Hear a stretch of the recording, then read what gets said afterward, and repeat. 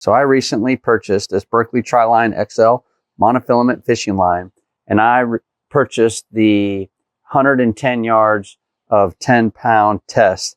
And a couple things I like about it. One is the packaging size. So again, you can see that this fits in my hand, which I think means that it's less waste from a packaging perspective.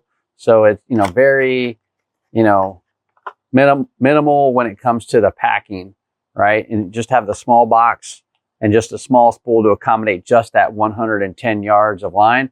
I have spooled my bait casting reel and still have enough line to do one more reel on it.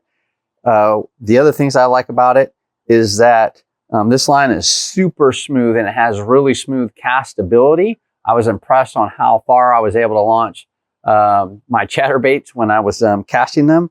And the other great thing about this fishing line is that it can complement a wide variety of baits and different fishing techniques. So I hope this helps.